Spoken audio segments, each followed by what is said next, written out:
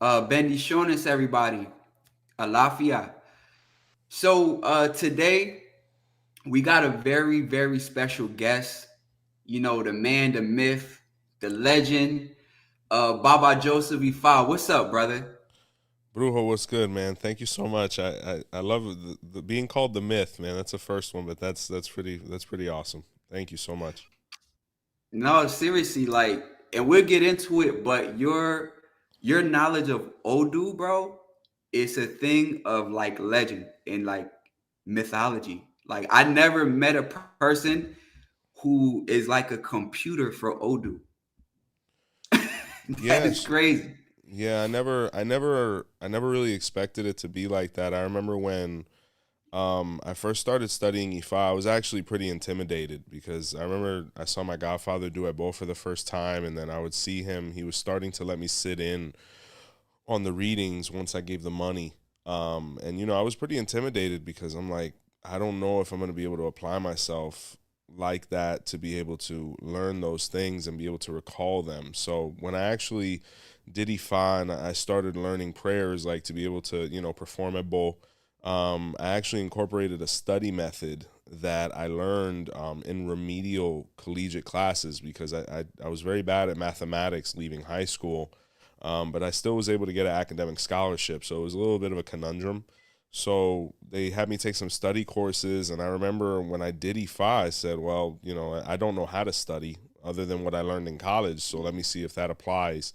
And little by little, I was able to, start memorizing things. And then I attribute my knowledge to Odu, first and foremost, to the amazing library that my godfather, Ogunda Tatura, gave me. And then apart from that, all of the brothers that, spoke Ifa around me, that really stuck as well. But just pounding the information in. I mean, per sign, I studied a month. Some I finished quicker, some took longer. But, I calculated in the very beginning if I took a month per sign, I'd know the whole oracle pretty well in 20 years. And Ifa is a long game, it's an old man's game to a certain Right. degree. So, I said if I pace myself out this way, I'll be able to recollect enough information in a reading to be worth the cost of it. Right. And you know the thing about Odu, man. And this is something that I learned from an elder of mine. Odu is unique in the fact that it's never ending. You Yeah, know, so Odu is constantly being written. You know what I'm saying? A person is born with an Odu. Let's say somebody is born with, Oyiku Meji or something like that, right? In the course of their life, they are going through the experience of that Odu. correct. And so therefore, this is getting written into, I guess, what people who study Kemet would say the Akashic records, right? It's getting written and it's becoming a part of Odu. So now when that person, based on their challenges or experiences that they go through with Odu, you know, they may develop a story, right? Let's say now that person translates that to Yoruba and they teach that to their child, who in turn teaches it to their grandchild, who in turn teaches it to their grandchildren. When that person who originally lived out Odu is said and gone, and those children are chanting that story in Yoruba through Odu, they are now bringing in the power of their ancestry. And this is how you get a lot of Odu chants and verses that nobody knows about that are like specific to that family. You know, we see this a lot in Isheshe where like you're like, where you hear that verse from? But that really came from like an ancestor that was born Oshe Torah and went through this as an Oshe Torah and kept it in an oral tradition. That's like the amazing thing of like our tradition, man. Because Odu can never fit all in one book. You No, know what I'm saying? Like, no. so yeah, can you speak to like the endlessness of Odu? Yeah, of course, absolutely. Well, the word Odu or Odun, when we really translate it, means year. So it makes reference to time. Um, you know, why is it never ending? Because Ifa is alive. When we look at what an Odu of Ifa is, it's nothing more than a spiritual double helix of DNA. So within the matrix that we live in, each of us represents that combination, and our experiences are what are compiled to be able to be passed down. Remember that the patakis, or the Esefa as they're known, they were written by men. Now, it's a little more profound than just divine inspiration, because they were actually living it. It wasn't a message that was necessarily transferred to them via some spirituality per se, even though that is a possibility, and I'm sure there are some pataki that were influenced that way. But I want to say the original text that we have, whether it's Cuba or Nigeria, these were experiences that people actually lived or were given. The information was given by people who were actually there to provide firsthand accounts of information. So that's where it comes from. And then, I go through that a lot, where on the channel, sometimes I'll say a story or a version of a story from a sign, and some of the brothers will come to me and be like, where'd you get that? And we're very blessed within my lineage. I mean, we only have to go back 4 gentlemen to be able to, reconnect with Africa, where some other lineages within the Lukumi, they have to go possibly 10 to 15 men. So I have a lot of firsthand information, stuff that I would consider artifact or relic at this point, that had to be laminated because, it was falling apart, or the ink was fading, or, what have you. But that's what is the best testament, is that Ifa is alive, and we're writing our story as we're living it. Whether it's your Odu, whether it's my Odu, Avidete Suka. I mean, we are, new things happen, and you can leave behind your life story. And, if somebody has that Odu or is referencing that Odu, and this happens all the time where, hey, Baba Joseph went through this, or saying, or Brujo went through this, or, it's ultimate reference material so we can lead better lives and not make the same mistakes that we did in the past one. Yeah. So you saying you can't buy a book that contains our whole story for $9.99 in a Walmart. Oh God, no! Not even in Botanica Candles and More. To be frank with you, I mean, it's not. And we're very ethical people, so those are things that we would really not allow to be on the shelves either. Because that's why Right. you need a Baba to guide you through this. Because there are certain verses and whatnot that are very initiation specific, and there's a curse upon this information. Not that it's cursed to read it, but the old Babalaos, they left enchantments and things like that on this literature. Orumila himself did, so that whoever read it that wasn't supposed to, they could lose a couple things. They could lose their mind. They could lose their partner. They could lose their family. So that's why it's really important to not delve into information that doesn't pertain to you. And then apart from that, have a Baba that can guide you through this to be able to always fall into Ire and never into taboo when it comes to studying. Because there is a lot you can study before doing Ifa or Osha. But, you want to be guided. So there is that mentorship aspect to be able to protect yourselves. So, knowing how far you've come into, mastery of that, when we talk about Odu, because I definitely consider that. I know you a humble guy, but you really have a mastery, brother. You really Thank you. do. So, how did you get started on your journey? Take us back to the beginning when Baba Joseph Ifa, before it was technically Baba Joseph Ifa. How did that journey look in the beginning? Well, I mean, I was born in Miami, right? So I was specifically born in Opalaka, near 151st and 27th Avenue, which is known as Unity. And then from there, we lived in Hialeah. My neighborhood was known as Lago Grande. It's near Palmetto Hospital. And we lived there for the first 5 years of my life. And, it's just a cultural thing. I mean, it's like you can't walk anywhere in Miami without seeing some version of Ifa or Odisha expressed. That's why I sincerely believe it's kind of like the mecca of Ifa and Orisha practice in this country, in my opinion, Yeah. originally, So from there, experiences with the culture. I remember the first time I really knew we were into something different was when they were doing an offering to a Caridad de Cobre, which is an Our Lady of Charity. They had a pumpkin, some honey, some sprinkles, a couple yellow candles, and I was very interested in that. And I asked what it was, and my aunt was like, "Don't ask questions, just learn." And I was like, "Okay." So I knew we were into something really different because I didn't see that happening in church. You know what I'm saying? When we would go to like El Rincón de San Lázaro on 4th, and we weren't a conventional Catholic, Christian family because we were doing odd things in the evening. So at that point, my interest started peaking, and even when we moved here to Orlando, we would always kind of go back and forth to Miami, visit, stay some time, etc. And I would just be exposed more and more to the culture. But ultimately, when I really took my first solid steps was around the time I was 16 or 17. I think I had my first job, that was actually paying money that mattered. And, I decided to move forward with a gentleman to be able to receive my warriors, which I did. And from there, it was kind of a whirlwind. I actually met him through my mother, who was working at a resort at the time. There was a gentleman that was a coworker that connected me to him. And it was ultimately through that gentleman, even though, at that point, we kind of distanced due to the fact that he moved and whatnot. I was able to get the recommendation from the same God brother to be able to meet my godfather, who ended up giving me the hand of Ifa and ultimately doing Ifa to me. So Right. it's a story that spanned, over a lifetime ultimately, because, when you're younger, you experience and delve into different things, you're finding yourself. But regardless of whether I was trying to, I don't know, play football or rap or I don't know, whatever it was that, goes through a teenage mind, Right. Ifa was always there. So, it was Mm. something that I always had a focus on, like, hey, if nothing else works out, it was actually my backup plan, to be honest with you. Even though it was really the plan, I didn't realize that as a young adolescent Right. man. So that's kind of like the background per se. So, as we go through these things, those of us who come in to the practice, we often see signs that maybe at the time we didn't realize was that.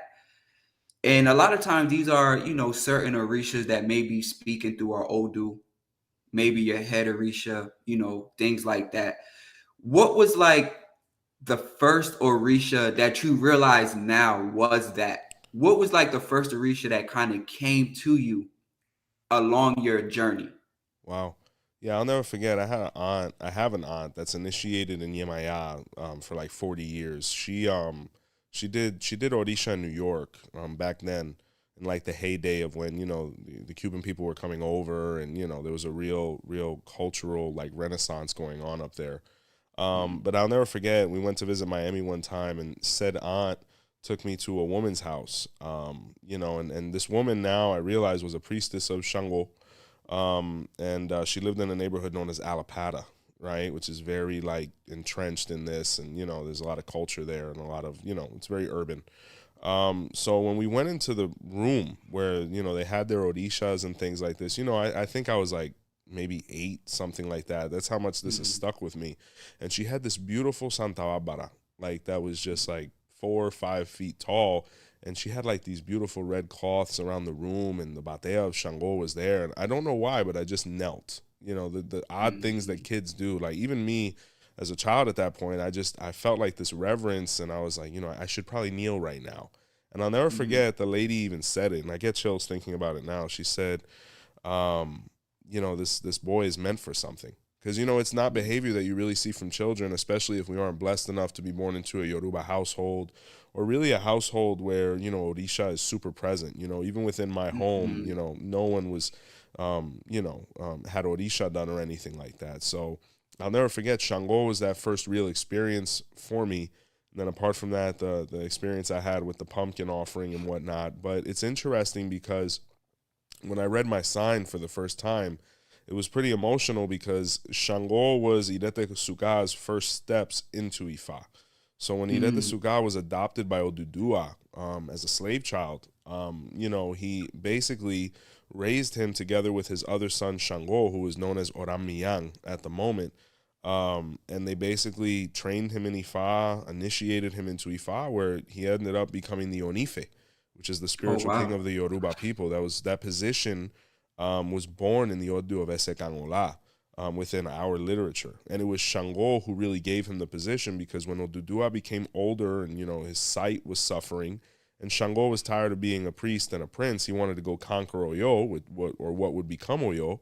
He left his most trusted adopted brother with the care of their father and said, when the old man passes, the crown is yours, and I'll make sure that no matter what, everyone will take an oath to never invade Ife. That's why till this day, the kings of Ife, when they get initiated or inducted, they have to swear to never revolt against their spiritual capital.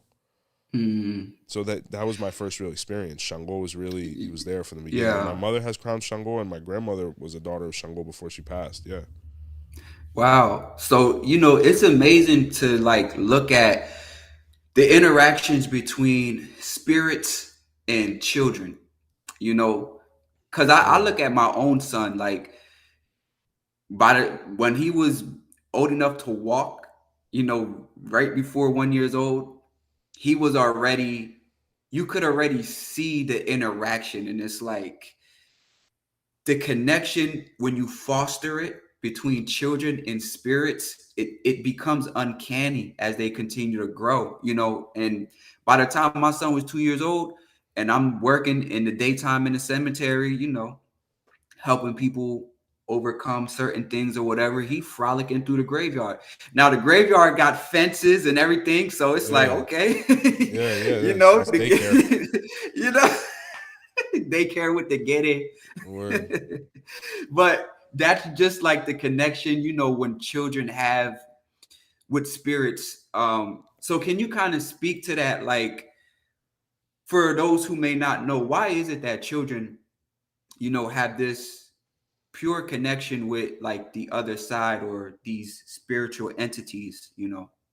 Absolutely. Now, I've heard explanations from other brothers or older Baalaos that what happens is Ori is still developing and it's still open to a certain degree. I mean, when we look at the human cranium, it takes time for it to harden and shut because the head is still molding, as they're growing up.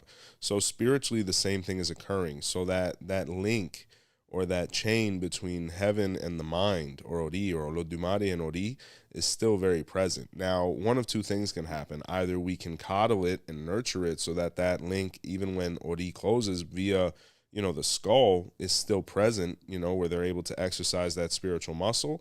Or there's other cases where it's completely dimmed, based on possibly a lack of knowledge of the family about spirituality or a complete resistance towards it. I think another thing is the innocence. When we look at spiritism or even concepts within Ifa, the innocence and purity of heart is what allows positive things such as certain spirits and energies to get close to you. So what we try to do is we can never lose that light of innocence that we had when we were youthful, regardless of all the horrible things that can happen in this world, which they do. So that's another reason for that huge connection. And Lodumare loved kids, and I think, Mm-hmm. when we look at the formation of the personality happening within 6 to 7 years, and you look kind of at Ifa's dictamination in the Odua of Osakuleya, that we have to be patient when initiating children to allow Ori to kind of settle. I think it's a very crucial point, for the rest of our lives. I think, you look at said tyrant or despot, what happened in their youth that caused them to go down that path. I do believe Mm-hmm. people can be born with a biological predisposition towards certain things, but I think ultimately the culture and, the nurturing that we give to that child is what's going to dictate how their life is going to Mm-hmm. go. So I think that's why there's such a huge connection between children and spirituality, because they're so pure and those energies want to be around Mm-hmm. things that are pure. So we have to nurture Man. that through knowledge. Yeah, that's an interesting thing, because like something my abuela, always taught me, um, was basically, to remain childlike with the things that you do. And as me being an Omo Eshu, that's something that's inherently there, Yeah, the childlike nature. You never really grow up, right? But yeah, it's, to me, that imagination as well that comes with being childlike, because you think about it, when you're a child, anything is literally possible. yeah. It's not until you get into, like, by the time you get into high school, the world has killed your dreams for the most part. You know It what I'm saying? can Like, the world definitely. has, they have come and said, no, you can't do that because of this, and you can't do that because of this, and now they kind of box you in. But when your mind is still childlike, this is now when we get things like the Wright brothers and airplanes. Like, who thought of that? You know what I'm saying? Like, Yeah, you can fly. Like, that's a childlike thing. Egbe, you can fly. yeah, And this is very important for people listening to your practice. Remain childlike. Anything is possible. And the spirits will receive that and respond to it. How yeah, about Joseph Ifa? I know that during your journey, you've come into struggle, right? yeah. What Orishas would you say were instrumental in getting you through your trials and tribulations along your journey? Oh man, I got to give that one to the Warriors. I really do. Because I remember when I received them, I was about 17. And unfortunately, around that time, like before I began my senior year in high school, we actually got displaced. We were homeless, right? So right after giving, I don't know, the last 500, I don't know, to $1,000 that I saved up, I don't remember how much they cost me, over 10 years ago. We ended up, having to move in with my uncle. So, he had a packed house. God bless him. He opened his doors to us. But I was actually sleeping in a closet with my Orishas in a box right next to my head every night before I would go to school. And I remember I had a conversation with my mother, who I did an episode with. And she asked me, she said, we're putting a bunch of things in storage, do you want to put them in there? And I said, no, because I believe in loyalty. I don't believe in abandonment. So if I'm going through pain, unfortunately, they have to go through that pain right with me. They have to see my sacrifice and my struggle, and if they're going to help me through it, and, we go through it together. I believe in the worst times, if people are there, they deserve the best times once they arrive. So, I have to give that to the Warriors, and specifically Eshu, and knowing the role he plays in my sign, where he really opens the path and, prepares conditions for Irete Suka to be able to achieve. So Eshu's my guy, definitely. Eshu Yeah. was there, and the Warriors were there before You anybody. know, yeah, Eshu is one. Um, Eshu often even he'll come to his children before they ever think about going into Ifa. Like Definitely. Eshu, because like I know personally in my experience, growing up, Eshu was always there. But there was one particular time that Eshu came, and it forever it will just be ingrained in my head. And so I was at a flea market, and at the time I had two girlfriends I was with, it's Eshu stuff. And they were both with me. Oh man, There's a wow. lot of reasons why children of Eshu can really live like that. Yeah, they're wild But guys. I had two girlfriends, so we in the market. And after we get done walking the market, the car is all the way down this steep, steep hill. I didn't want them to walk down the hill. So I'm like, look, I'm gonna catch my breath here, get a break, then I'm gonna walk down there, pull the car up. And this old man, he's limp, he has a cane, he has a limp, he has a necklace with a bunch of keys on it, Oh and wow. he has Jamaican flag colors on. And he sits right at the table, right at the bench with me, where me and my girlfriends are sitting at. I'm like, that's kind of bold, you know what I'm saying? Because Yeah. like you feel your space get invaded. Word, word, word. Yeah, and you're a protector. You're the one line of defense between him and them. Yeah. So Yeah. So, he looks at me and he's like, and he looks like homeless, like he don't have nowhere to go. He's missing teeth. And he's like, are you my son? I'm cocky because I'm like, your son? I got yeah, my two girlfriends right here. I'm like, ain't nobody sending me. man, You know what I'm yeah, I'm like, man, get your ass out of here, old head. You saying? know what I'm saying? This is how I'm talking to him now. Yeah. And he's like, you're my son. You're my son. Who's your dad? Who's your father? I said, I know my father. My father is such and such. He said, ah, you're my son. You don't know shit. That's what he told me. He said, you don't know shit.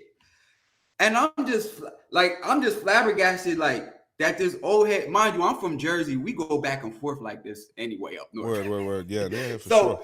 So I'm like, man, whatever, old man, you crazy ass old man. You don't know what the hell you're talking about. And then he's like, do you know where you're from? I'm like, yeah, I know where I'm from. My family is from this, and that, and Puerto Rico, and this. He like, man, you don't know shit. You don't know shit. That was his favorite thing to tell me. And I was like, all right, whatever, man. This old head. He said, you're my son. Just know you're my son. And then he just like turns around in his chair and just sits there with the cane looking off into the market. Come to find out, Eshu really is my dad. The old man wasn't lying. Yo, Yeah. that's the first thing I thought about. I said, yo, Eshu came to me and I damn near cussed him out when he Yeah, first. yeah. He comes like that. He So comes disguised. Yeah, there's so many people I've met that have had similar interactions like that. yeah, and in the marketplace, that's a place where you often see him. But Eshu is one who truly can be considered like the most compassionate Orisha because he know both sides. He Definitely. knows why it happened. This is why, I could move the way I was moving, have two girlfriends, because I understand what she needs and where she's coming from. I understand what she needs, where she coming from. And then, not to mention Eshu is associated with phallic symbols. So, Oh he yeah, can he can get it done. yeah. Right. And that just, and he's honest. Eshu, contrary to what people think, Eshu's not a liar. So Eshu don't have to lie to Not at people. all. You know Not what at I'm all. saying? Eshu doesn't have to live in lies. You know, um, can you kind of speak to that, like the misconceptions around Eshu and being liars and things like that? I think what Eshu does is he's so brutally honest. He puts the truth in front of people in a way where they don't want to accept it. So, due to their own frustrations, they call it a lie, but they don't realize it's the lie that they're living and that they've perpetuated upon themselves. Eshu is the balance. He is the definition of black and white. And if that is black and white, he is the gray if there is any. I mean, Mm-hmm. um, a couple things you actually mentioned there that I wanted to cite, and the Odua Baba Meji was where Eshu actually went and started living in the marketplace because he saw the opportunities to test people's character. And Eshu's phallic power is in the Odu. There's a couple, but one that comes to mind is Babao Gunda Meji or Babao Loko Meji, which says, when the son of Eshu is ready, there's no person that can resist. So, with power comes great responsibility. But however anybody Mm-hmm. chooses to live their life, honestly, is their own situation, is to be respected as long Mm-hmm. as everybody's on board. But Eshu is marvelous. He's really marvelous because I've had so many people come to me, and I've had personal experiences where, I've had my character tested by someone in a similar situation or with a similar appearance, where afterward, I'll get a reading or whatever, and they'll be like, hey, you have to be careful with people who are displaced or on the corner, and you can't Mm-hmm. mistreat them, and I'll be like, man, I messed up there. Mm-hmm. So he's constantly testing our character and making sure that we're upholding those concepts of Iwa to be able to deserve the Ache that he disperses. But yeah, he'll pop up on you. Another one that'll do it, Obatala will do it, Babaluaye will do it. They'll come disguised. So you have to be on point and always move. The Yoruba say you always have to move like you have eyes on you. So you have to Mm-hmm. behave, you know what I'm saying? And you have to have a lot of patience, and you have to know the difference between what's real and what you feel. I mean, Mm-hmm. if you look at the old guy on the bench with you, he really wasn't doing nothing. He was talking. You know what I'm saying? Right. And as we get older, we have to become impervious to words because a word could lead to an action, and then an action could lead to a consequence. So Mm-hmm. that's, as we get older, we can't really pay attention to certain things. And I think that's the lesson he was trying to teach you. And then, he's pointing to the marketplace. And, when you look at Yoruba philosophy, they say, we are in the marketplace. We're in the marketplace of Ejibo Mekung, trying to make it back home, which is heaven, right? Mm-hmm. So really, really profound conversation the guy had with you, but it's hard to listen to somebody who's, with the Jamaican colors and with the toothless, vibes. So, you just got to pay attention to the message, not the Yeah, messenger. Shay. You know what I'm saying? And that brings to a conversation about Ori. Um, I've noticed, a lot of people new that are coming into Ifa, especially in the West. They kind of, they put an emphasis on Ori, but some people put an emphasis on Ori to the point that they feel as though they don't need anything in the world but Ori by itself in within the culture. Yeah. And my thing is like Ori gets misguided a lot, Yeah.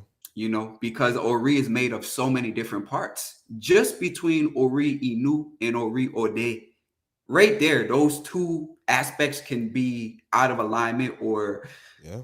anything like that. So can you speak to kind of the ways that Ori may be misguided and why people have to kind of always return back to some of the sources with their guardians and things like that to keep it in alignment? Absolutely. Well, just going back to the beginning, like when we're talking about Ori, we're talking about the whole religion. Ori is nothing more than the extension of Olodumare via Emi, which is the sacred breath, and his daughter within the human body, right? They have to both be there in conjunction for life to be possible. The divine breath and the divine spirituality, which lives within the head. It's our whole religion. The whole religion is based on appeasing Ori, or our destiny. That's why we have Orishas, right? Orisha means guardian of Ori, or selected head, which was used to appease Ori. So the idea that we only need Ori is pretty erroneous, because if that's the case, Shango and Oshun and all these people wouldn't have been created or identified, right? When we're talking about Ori Inu, or the Ori that lives within, we're born with that. That's in the Odu Baba Nameji, which is centralized between, 3 points. You have Ori, you have Ionu, which is centralized in the belly button, and Imponring, which lives in the left big toe. That's why if you notice in the traditional Ibori, those are the 3 points that they focus on. In the Afro-Cuban Lukumi one, we base ourselves heavily off of the Odus Obeyonu as well as Oturawani, where the joints are more focused on. But I myself, as well as a lot of brothers, still incorporate the African points, because, that's the spiritualities upon which the body stabilizes. Now, there's not a lot of emphasis on it in the New World, because a lot of those secrets and traditions didn't make it over, and that's in the Odu Baba Nameji. It says we're born with Ori, but we still have to fulfill our debt with Ori Ode, right, which is the Ori that lives outside. And that's really where people get confused, because they're like, if I'm born with a head, why do I have to receive my Ile Ori, right, which is the beautiful, cone-shaped structure that we consecrate the Ori debt with. And what, I actually just got this question yesterday on the channel, and I'll answer it now. The reason we need our Ile Ori is not because that is replacing our Ori, by no means. What's occurring is that icon symbolizes us to nature as having fulfilled that debt.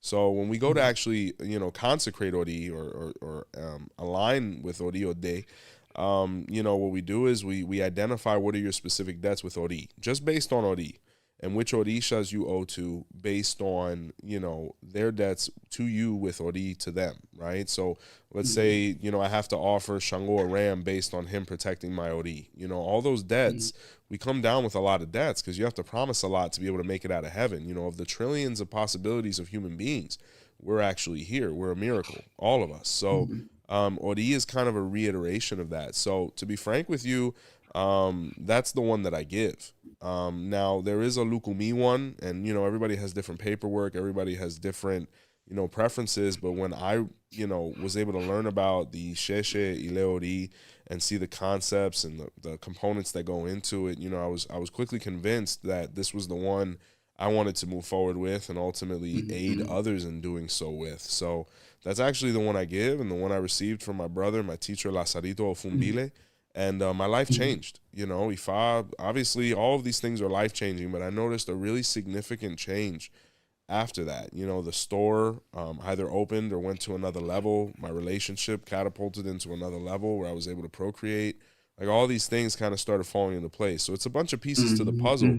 But, some people, would say that Ori is, I mean, me personally, I don't like consecrating Ori before the person has hand of Ifa, because I need that Odu to be able to consecrate your Ile Ori, right? But for the gentleman that's meant to become Babalawo, I actually like to do it after they do Ifa, because at that point we have your Odu of Ifa.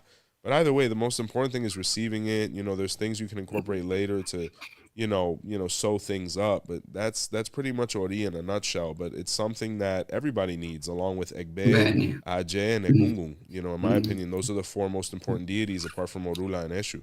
So this Lukumi and Isese thing, because I come through Isese.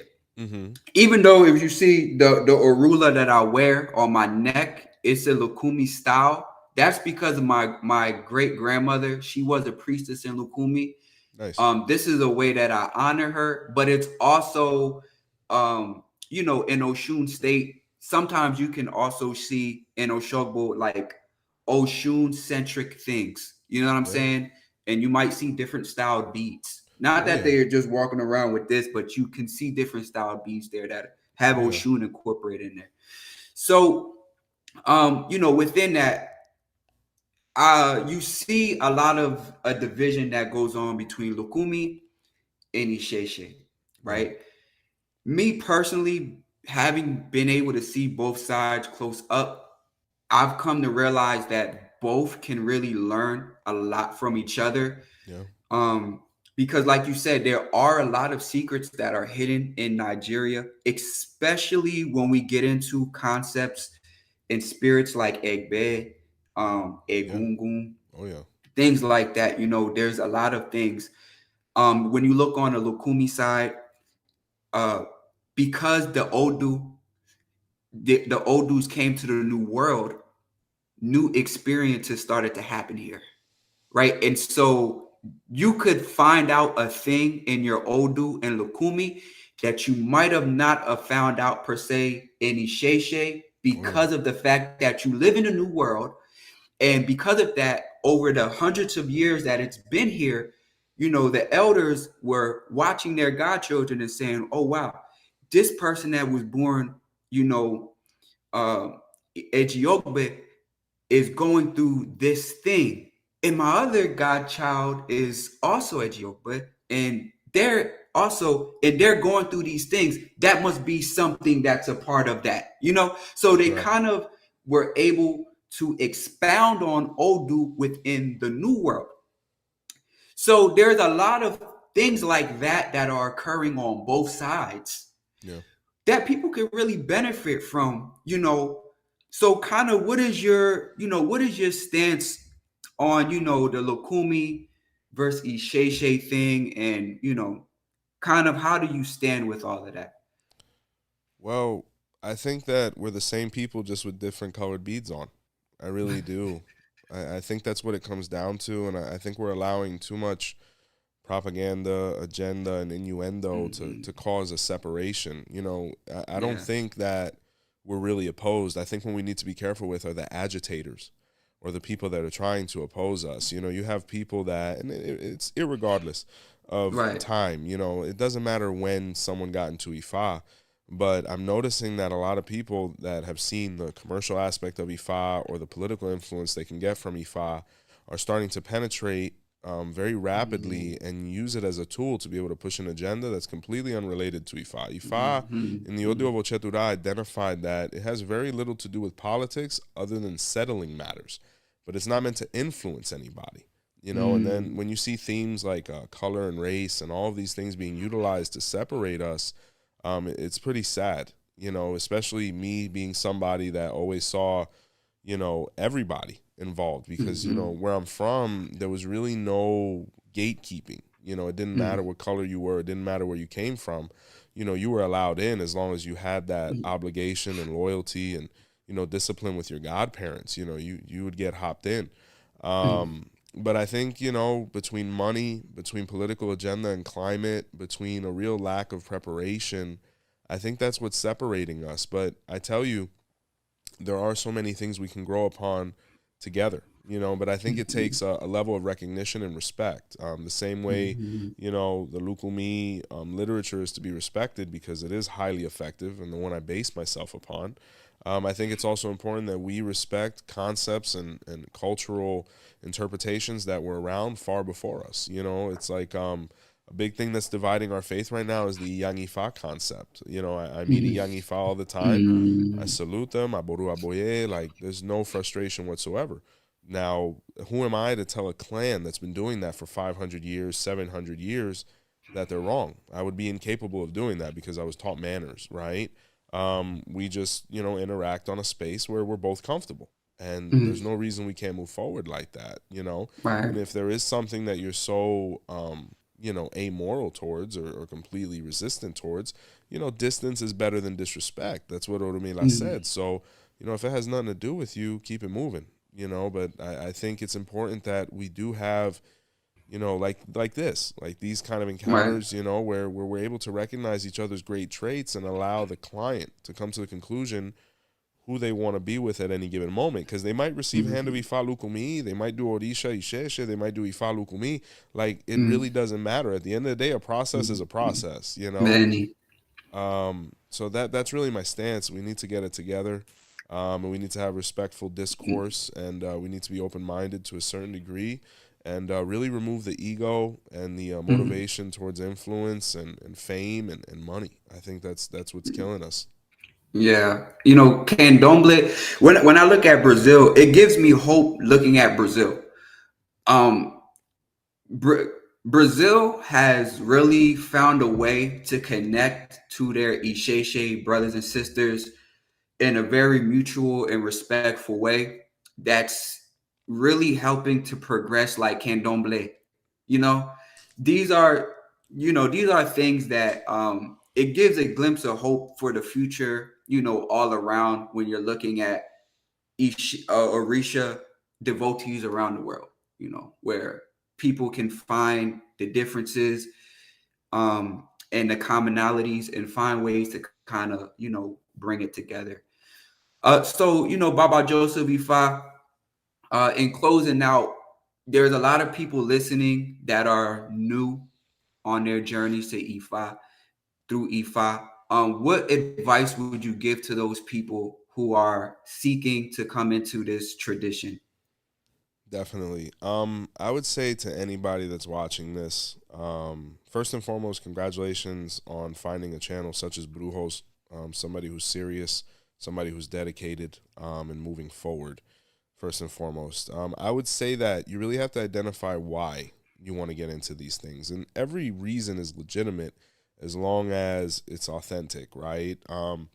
What could some of those things be? I want to better my health. I want to get in contact with my roots. Um, I want knowledge. Whatever it is, as long as it's ethical, you're welcome. And then the next step is really getting close to people with all the options that are out there nowadays. They're going to be able to help you accomplish your goals and then groom you towards your next ones. Because that's a big thing now where you're going to see a lot of people are quick to initiate, but they're not really quick to teach or mold. And Mm-hmm. because of it, we're having a huge demographic of people who become frustrated and ultimately leave because they're very interested and enthused to be a part of this. But it's like if you want to be a doctor, if no one teaches me how to be a doctor, especially if I'm willing to pay for school, I'm going to go be an engineer. And we really can't lose anybody anymore because we're falling behind because of these kind of situations and behaviors. Mm-hmm. And another thing is make sure you are sure, because Orumila and Ifa and Orisha really doesn't have time for half steppers. And what I mean by that is you need to be sure of what you're doing. You have to be confident in what you're doing. And even though you don't know everything, just know that you want to know more. And I think Mm-hmm. that'll avoid a bunch of situations. But we need serious people, we need logical people, we need loving people, and we need dedicated people that are going to help grow this. It's not that we're in For sure. competition with any other spirituality, but we do need to reclaim Mm. the magnitude that Ifa once had and can have moving forward. But for that, we need longevity and consistency, and I think we'll get there. So that's the best advice I can give to all the people coming in. And congratulations, this is a spirituality that works. It's accepting. There's a place for everybody. And Mm-hmm. we wouldn't dedicate our lives to it if we didn't see those results and all those miracles. There's really incredible stuff that happens here. Yeah. So Baba Joseph Ifa, I'm grateful that you were able to bless my channel. Oh man, Baba Joseph Ifa is a treasure within the culture in any aspect of it, in any aspect of Orisha. This man is a treasure. So y'all be sure to always tune into the things he says and pay attention to, the things he has going on. Because that's a real one right here. So, with that said, family, y'all have a blessed journey through the culture. I'm here. We have people around us to help, further things in your journey and take advantage of the pure ones that you find and the ones that are true to the culture because you don't always run into those people, especially today. There's a lot of things that go on today. So when you find them, you hold on to those people and you soak up as much wisdom that you can get from it. And so, with that said, I catch you on the next one or Dabo. Boriboya. Take care, guys.